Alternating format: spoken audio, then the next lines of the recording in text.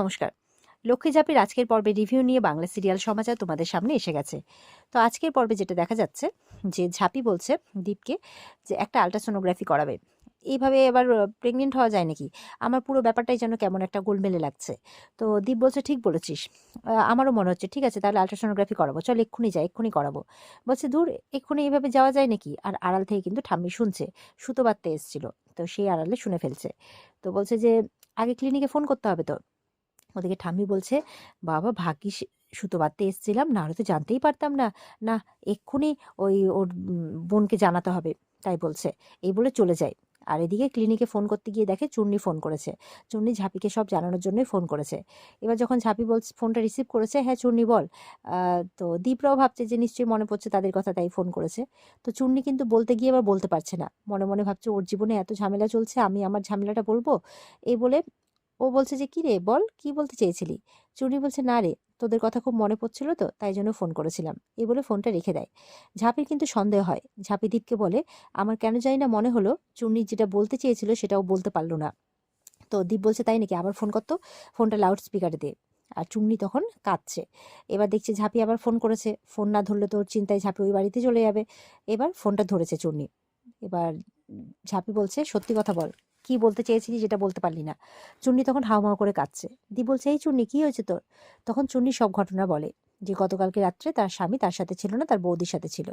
গতকাল রাত্রে তার ফুলসজ্জা ছিল, এবার বৌদির নাকি শরীর খারাপ, সে একবার ঘরে এসেছিল, এসে বলছে বৌদির শরীর খারাপ, তার সাথে তাকে থাকতে হবে। এই বলে সে বেরিয়ে যায়, সারা রাত ইভেন এখনও আসেনি।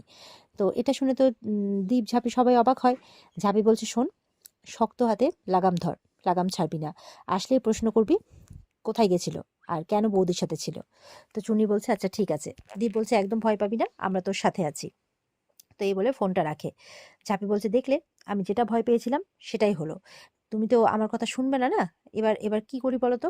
আর ঠিক সেই সময় এই কথা নিয়ে আলোচনা করতে করতে কাসাই দৌড়ে আসে। ঝাঁপি, সর্বনাশ হয়ে গেছে, এক্ষুনি নিচে চল। এই বলে সবাই নিচে যায়। নিচে গিয়ে দেখছে যে রনিত কোর্টের নোটিশ পাঠিয়েছে, কোর্টে মামলা করেছে এদের বিরুদ্ধে, যে তার মা নাকি যে সম্পত্তিগুলো এদেরকে লিখে দিয়েছে সেটা নাকি বেআইনিভাবে লিখে দিয়েছে। কারণ বাড়িতে কারোর কোনো পারমিশন না নিয়ে নাকি তার মা লিখে দিয়েছে। আর দীপরা নাকি কোনো আইনি পদক্ষেপ ছাড়াই, মানে আইনি নিয়ম কানুন ছাড়াই নাকি, মানে এই সমস্ত সম্পত্তির মালিক হয়ে গেছে, এইসব উল্টোপাল্টা ইয়ে করেছে। তো এইসব শুনে তো দীপ খুব রেগে যায়। বলছে যে এগুলো রনিত সব ইচ্ছে করে করছে, সব চালাকি করে করছে, ঠিক আছে, ওকে ছেড়ে কথা বলা যাবে না, এইসব বলছে। তখন দীপের বাবা বলছে, নোটিশটা কে পাঠিয়েছে জানিস? আমাদের নতুন বেহাই, ওই চুন্নির শ্বশুর মশাই, তাই বলছে, দেবরূপ সান্যাল। এটা শুনে তো অবাক হয়ে যায় ঝাঁপিরা। কি কি বলছো? তখন কাকাকে ধরেছে ঝাঁপি। বলছে, ও, এই জন্যই তুমি চুন্নির বিয়েটা সাত তাড়াতাড়ি দিতে চেয়েছিলে, তাই তো? তুমি রনিতের সাথে হাত মিলিয়ে নিজের মেয়ের জীবনটা নষ্ট করে দিলে। হ্যাঁ, তুমি এটা করতে পারলে? এত কিছু করার পরও, এত ঘটনা ঘটনার পরও তোমার মধ্যে সামান্যতম অনুতাপ নয়? নাই? দীপও তখন চিঠিটা দেখতে চাইছে ওর বাবার কাছে। দেখে তারপর ওর কাকাকে বলছে, তুমি, রনিত না হয় আমাদের সবাইকে গুটি সাজিয়ে নিজের খেলাটা খেললো, আর তুমি কি করলা? নিজের মেয়েকেই গুটি বানিয়ে দিলা। হ্যাঁ, তুমি এটা করতে পারলা? বলছে, না রে, বিশ্বাস কর, আমি এটা করি বলে। একদম কোনো কথা বলবে না, একদম কোনো বাহানা বানানোর চেষ্টা করবে না। ছি, তুমি কেমন মানুষ? এইভাবে অনেক উল্টোপাল্টা কথা বলছে আর কি। আর কাকাটা মনে মনে বলছে যে রনিতের কথায় পড়ে আমি আমার মেয়ের কোনো ক্ষতি করে দিলাম না তো, এমনটা মনে মনে ভাবছে। এদিকে তো চুন্নির মা খুব মন খারাপ হয়ে গেছে। ঝাঁপিকে বলছে যে আমার মেয়েটার তো সর্বনাশ হয়ে গেল রে, এবার কি করি বলতো, এবার কি করি? ঠাম্মি বলছে, মা ছাড়লক্ষ্মীকে ডাক, মা ছাড়লক্ষ্মীকে ডাক, তাই বলছে। বলছে, আমার মেয়েটাকে আমি বাঁচাতে পারলাম না, আমার মেয়েটাকে আমি বাঁচাতে পারলাম না। ওদিকে ইনকা মনে মনে হাসছে, বাবা, রনিত তো ভালোই আস্তে আস্তে তার রূপ দেখাচ্ছে, খেলা তো পুরো জমে উঠেছে, মনে হচ্ছে ভিডিও করে রাখি রনিতকে দেখানোর জন্য। না বাবা, ওইসব করবো না, এগুলো মনে মনে ভাবছে। ঝাঁপি বলছে তার শ্বশুর মশাইকে, বাবা, তুমি এক্ষুনি ফোন করো ওনাকে, ফোন করে বলো উনি আমাদের কুটুম, এটাকে উনি ভুলে গেছেন? হ্যাঁ, সদ্য কুটুম হয়েছেন উনি, আর উনি এরকমটা করতে পারলেন কি করে? দীপের বাবা বলছে, ঠিক বলেছিস, দাঁড়া, ফোন করেছে। তখন উনি পেপার পড়ছিলেন, চুন্নির শ্বশুর। তো বলছে, হ্যাঁ বলুন। তো বলছে যে আপনি এটা করতে পারলেন, আপনাকে এই কারণে ফোন করব কোনোদিনও ভাবি নাই, দীপের বাবা বলছে। তো আপনি এরকম একটা নোটিশ পাঠাতে পারলেন কুটুম হয়ে? বলছে, ও নোটিশটা পেয়েছেন তাহলে? বলছে, বাবা, আপনি তো বড় শান্ত মাথায় কথা বলছেন দেখছি। বলছে, দেখুন, যে নোটিশটা পাঠিয়েছে সে আমার ক্লায়েন্ট, আর আমি পার্সোনাল ব্যাপার আর প্রফেশনাল ব্যাপারকে কোনোদিনও কিন্তু গুলিয়ে ফেলি না। দীপের বাবা বলছে, আপনি এই কথাটা বলছেন কি করে? দীপ বলছে, আমি একটু বলতে বাধ্য হচ্ছি। আপনি যখন চূর্ণীকে দেখতে এলেন তখন তো কোনো কথাবার্তা তুললেন না। বলছে আবার এক কথা বলছেন। আমি তো বললাম যে আমি আমার পার্সোনাল ব্যাপার আর প্রফেশনাল ব্যাপারকে গুলিয়ে ফেলি না। আমি ওখানে বাড়ির বৌমাকে দেখতে গেছিলাম। তাহলে আমি কেন ওর মধ্যে প্রফেশনাল ব্যাপারকে তুলতে যাব? দীপের বাবার আগে ফোনটা কেটে দেয়। এদিকে ঝাঁপিটা ঠিক করেছে এক্ষুনি ওই বাড়িতে যাবে। আর এদিকে দেখা যাচ্ছে চুনি ওর বরকে প্রশ্ন করছে। ওর বর ঢুকেছে। "কি ব্যাপার, তুমি সারা রাত্রি এলে না যে?" বলছে, "সে কি? আমি তো তোমাকে বলেই গেলাম যে বৌদির শরীরটা ভালো না, তাই বৌদিকে একটু সামলাতে হবে।" তো বলছে যে, "তা বলে সারা রাত?" বলছে, "দাঁড়াও, দাঁড়াও, দাঁড়াও। তুমি কি আমার কাছে কৈফিয়ত চাইছো?" চুনি বলছে, "চাইবো না। কালকে আমাদের ফুলশয্যা ছিল। আর তুমি বউকে ছেড়ে বৌদির মাথা ব্যথা সারাতে চলে গেলে? আর তোমার বৌদি কেমন যে তুমি তোমার বউকে ছেড়ে বৌদির মাথা ব্যথা সারাতে চলে গেলে, তাও আবার সারা রাত? তোমার বৌদি কি ওর দেওর কি পেলো? তুমি কি ডাক্তার?" এভাবে বলছে। বলছে, "তুমি এত বড় প্রশ্ন করছো আর তুমি এত বড় বাজে কথা বলছো? তুমি এত বড় অসভ্য মেয়ে, তোমার বাড়ির লোক তো বলেনি?" চুন্নি বলছে, "তোমার বাড়ির লোকও তো বলেনি যে তুমি বৌদি না ওটা?" বলছে, "এই চুন্নি," চিৎকার করে, "আর একটা যদি বৌদির ব্যাপারে বাজে কথা বলেছো একদম চড়িয়ে গালাল করে দেবো," এই বলে মারতে গেছে। চুন্নি তো অবাক, কাঁদতে শুরু করেছে। চুন্নি বলছে, "তুমি আমাকে মারতে গেছিলে?" বলে, "এখনো মারিনি, তবে যদি আর একটা কথা শুনেছি তো মেরেই দেবো," এই বলে ঘর থেকে বাইরে বেরিয়ে চলে যায়। চুন্নি তো কাঁদতে থাকে আর বলছে এক্ষুনি ঝাঁপিকে ফোন করে সবটা জানাতে হবে। টুনি এবার ঠিক করে যে সঙ্গে সঙ্গে ঝাঁপিকে সবটা জানাবে। আর এদিকে দীপের কাকা বলছে যে, "তোমরা এসব কি করছো? ঝাঁপির কথা শুনে চুন্নির জীবনটাকে শেষ করে দিও না।" এবার তোর কাকার কথায় কেউ পাত্তা দিচ্ছে না। দীপের বাবাও রেগে গেছে, "একদম চুপ করে থাক, একটা কথা বলবি না। তোর উপরে বিশ্বাস করে আমরা কোনো কিছু না খোঁজ খবর করে মেয়েটার বিয়ে দিয়ে দিলাম, তুই আর একটাও কথা বলবি না।" এবার ঝাঁপিকে ফোন করেছে চুন্নি। ঝাঁপি তখন ফোনটা লাউড স্পিকারে দিয়েছে। আর চুন্নি সবটা জানায় যে, "ফুলশয্যার রাতে কেন আমার সাথে ছিল না, কেন বৌদির সাথে ছিল, তুই আমাকে প্রশ্ন করতে বলেছিলিস না? আমি যেই প্রশ্ন করতে গেছি ও আমার গায়ে হাত তুলতে গেছে।" এত বড় কথাটা শুনে ঝাঁপিরা কিন্তু সবাই রেগে যায়। ঝাঁপি বলছে, "ঠিক আছে, তুই চিন্তা করিস না, আমরা আসছি এক্ষুনি।" ঝাঁপি বলছে, "সহ্যের সব সীমা ওরা ছাড়িয়ে গেছে। ওই বাড়ির সাথে আমরা কোনো রকম কোনো সম্পর্ক রাখবো না। আমরা এক্ষুনি গিয়ে চুনিকে নিয়ে আসবো এই বাড়িতে।" এবার তো চুনির মা চুনির বাবার কলার ধরে বলছে, "যদি আমার মেয়ের কোনো কিছু হয়েছে তাহলে কিন্তু আমি তোমাকে ছেড়ে দেবো নাই, বলে দিলাম।" দীপের বাবা বলছে, "এত বড় সাহস, যে মেয়ের গায়ে আমরা কোনোদিনও হাত তুলিনি সেই মেয়ের গায়ে হাত তুলতে যাচ্ছিল? না।" রূপ বলছে, "ঝাঁপির কথা শুনে তোমরা নেচো না, মেয়েটার জীবন শেষ করে দিও না।" তখন একদম এমন চিৎকার করে ওঠে দীপের বাবা যে সব কেঁপে ওঠে।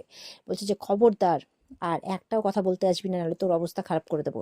এই বলে বলছে, "চল আমার সাথে সবাই, মেয়েকে গিয়ে নিয়ে আসবো।" এই বলে দীপ, ঝাঁপি, দীপের বাবা রওনা হয়ে যায়। এদিকে চুনির বাবা মনে মনে বলছে, "আমি কি তাহলে সত্যি ভুল করলাম রনিতের কথা শুনে? আমাকে রনিতের সাথে একবার কথা বলতেই হবে যে ছেলেটা কেমন।" এবার রনিতের কাছে চলে গেছে চুন্নির বাবা। গিয়ে বলছে যে, "তুই আমার সাথে এরকম করলি? ছেলেটা তো ভালো নয়।" বলছে, "ওরা তোমাকে বোকা বানাচ্ছে বাবা। এভাবে নিজের জায়গা ছেড়ে দিও না। ওরা তোমার মেয়ের ভবিষ্যৎটা শেষ করে দেবে। ওদের কিন্তু কিচ্ছু যায় আসে না তোমার মেয়ের ভবিষ্যৎ শেষ হয়ে গেলে। তুমি নিজের জায়গাটা ছেড়ো না, শক্ত হও। ওরা সবাই তোমাকে পাজল করছে," তাই বলছে। তো এবার চুনির বাবা মনে মনে বলছে, "এই যাই বলুক না কেন, আমার মনটা কিন্তু খচখচ করছে।" এদিকে ঝাঁপিরা কিন্তু একদম দরজা পিটাতে পিটাতে চলে আসছে। আর ওর বৌদিটা বলছে, "বাপরে, কে রে ভাই, দরজা ভেঙেই দেবে মনে হচ্ছে।" যেই দরজা খুলেছে হুড়মুড়িয়ে ঢুকেছে ঝাঁপি, ঝাঁপি শ্বশুরমশাইয়ের দ্বীপ। তো বলছে, "চুন্নি চুন্নি" করে ডাকছে ওর বাবা। তো বলছে যে, "কি হয়েছে?" মানে দ্বীপের বাবা ডাকছে আর কি। তো বৌদিটা বলছে, "কি হয়েছে, কি হয়েছে?" বলে, "আমরা চুন্নিকে এক্ষুনি আমাদের বাড়িতে নিয়ে যাব।" "কোথায় চুন্নি, কোথায়?" তো বলছে, "কি হয়েছে?" তখন ঝাঁপি বলছে, "বাবা, কি হয়েছে যেন মনে হচ্ছে জানেনই না? অবশ্য আপনি অভিনয়টা তো খুব ভালোই করতে পারেন।" তখন চুন্নির শ্বশুর এসেছে। এসে বলছে, "কি হয়েছে, কি হয়েছে? আমার মনে হচ্ছে কিছু ভুল বোঝাবুঝি হয়েছে।" বলছে, "কি হয়েছে?" দীপের বাবা বলছে, "আমরা আমাদের মেয়েকে এক্ষুনি বাড়িতে নিয়ে যাব, এই বাড়িতে আর 1 মিনিটও রাখবো না।" তো চুন্নি আর চুন্নির বড় তখন বেরিয়ে এসছে। তো ওর বোন বলছে যে, "কি হয়েছে?" তো ঝাঁপি তখন বলছে, "কি হয়েছে? কালকে কালকে চুন্নির ঘরে না থেকে তোমার দাদা সারা রাত ওর বৌদির সাথে কাটিয়েছে।" তো এটা শুনে তো সবাই একটু অবাক হয়ে, আরো অবাক হওয়া কি, ওরা জানেই ব্যাপারটা। তো ওদের মাথা নিচু হয়ে যায়। তখন বৌদি বলছে, "না না, কোথাও কোনো ভুল বোঝাবুঝি হচ্ছে। কালকে রাত্রে আমার মাথাটা খুব ব্যথা ছিল, তাই আমি ওকে একটু ওষুধ।" ঝাঁপি বলছে, "থাক, আর একটাও বাহানা করতে হবে না। বাহানা তো খুব ভালোই মারতে পারেন আপনি।" তখন চুন্নির বর মনে মনে বলছে, "বাবা, ইতিমধ্যেই চুন্নি সবকিছু ফোন করে জানিয়ে দিয়েছে, এ তো মহা সর্বনাশ।" তখন চুন্নির শ্বশুরমশাই বলছে যে, "আপনাদের কোনো ভুল বোঝাবুঝি হচ্ছে।" তখন ঝাঁপি বলছে, "হ্যাঁ, সেই তো, ঠিকই বলেছেন। আপনাদের ব্যাপারে, আপনার ছেলে আর আপনার বড় বউয়ের ব্যাপারে তো যা কানাফুসো চলছে, আমাদের তো সবকিছুই জানা আছে। না জানা তো কোনো কিছুই নেই। আপনার বাড়ির বড় বউ আর আপনার ছেলের নামেই যা যা রটে, আর কেন আপনি চুন্নির সাথে খুব তাড়াতাড়ি করে আপনার ছেলের বিয়েটা দিয়েছেন যাতে আপনাদের মান সম্মানটা বাঁচে আর এই পাড়ার লোকের মুখটা বন্ধ হয়, আমাদের কোনো কিছুই জানতে বাকি নেই।"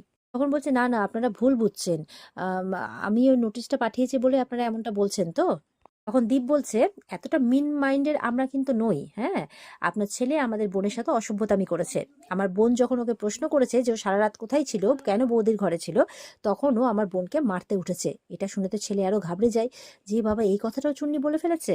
চুন্নি বলছে ঝাঁপিকে, ঝাঁপি তুই বিয়ের আগে কোনো কিছু জানালি না আমাকে। ঝাঁপি বলছে, কি করে জানাবো, সময় পেয়েছিলাম আমি। এবার তো ছেলের বাড়ির লোক মাথা নিচু করে আছে। ঝাঁপিতে এবার মানে চুন্নির শ্বশুরমশাইকে গিয়ে বলছে, আপনারা ভাবলেন কি করে এত কিছুর পরে আমরা আমাদের বাড়ির মেয়েকে এই বাড়িতে রেখে যাব? আপনারা যে আমাদের বাড়ির মেয়ের এত বড় সর্বনাশ করলেন, সেটা পুরো পাড়ায় এবার ঢিঢি করবে। সবাই বলবে যে সান্যাল বাড়ির বৌমা বিয়ের পরের দিনই বাড়ি ছাড়তে বাধ্য হয়েছে। তারপরে দেখবো যে আপনাদের মান সম্মান কোথায় থাকে। চুন্নির শ্বশুরমশাই বলছে, কোথাও কোনো ভুল বোঝাবুঝি হচ্ছে, প্লিজ এমনটা করবেন না। তখন ঝাঁপি বলছে, আপনি তো কিছুক্ষণ আগে আপনার রূপ দেখিয়ে দিয়েছেন, খুব প্রফেশনালিজমের কথা বলছিলেন না? ঝাঁপি বলছে, খুব ভালো করেছেন, আপনি প্রফেশনালি সেই ব্যাপারটা ডিল করুন, আমরা আমাদের বাড়ির ব্যাপারটা পার্সোনালি দেখে নিচ্ছি। চুন্নি শ্বশুর বারবার করে বলছে, এমনটা করবেন না, পাড়ার লোক কি বলবে। দীপ বলছে, ঠিকই তো, তার মানে এতক্ষণ ঝাঁপি যা যা বলছিল সবকিছু ঠিক। আপনি আপনার ছেলের বিয়েটা তাড়াহুড়ো করে দিয়ে ফেললেন যাতে পাড়ার লোকের মুখটা বন্ধ করা যায়। বলছে যে আমরা তো শুনতে পাচ্ছি যে আপনার ছেলে আপনার মানে বড় বউয়ের আঁচলের তলায় লুকিয়ে থাকে, আরো অনেক কিছু শোনা যাচ্ছে। তাই আপনারা হেন তেন প্রকারে একটা পাত্রী খুঁজছিলেন, যে যেভাবেই হোক লোকের মুখ বন্ধ করার জন্য ছেলের বিয়েটা দিয়ে দেবেন, আর তাই করলেন। তুই বলছে, এত কথা বাড়িয়ে লাভ নেই ঝাঁপি, চল চুন্নিকে নে আর চল। তখন চুন্নির হাত ধরে ঝাঁপি কিন্তু নিয়ে বেরিয়ে যায় সবাই মিলে। আর ছেলের বাড়ির লোক মাথা নিচু করে দাঁড়িয়ে থেকে যায়। আর এখানেই কিন্তু আজকের পর্ব শেষ হয়ে যায়। তো এই ছিল আজকের পর্বের রিভিউ। ভালো লেগে থাকলে পর্বকে লাইক কমেন্ট করে জানাতে ভুলবে না, আর আমাদের সাথে জুড়ে থাকতে চ্যানেলকে সাবস্ক্রাইব করতে ভুলবে না। দেখা হচ্ছে তোমাদের সাথে আগামীকালকে। সবাই খুব ভালো থাকবে। আজকের মতো পর্বের রিভিউ এই পর্যন্তই। টাটা।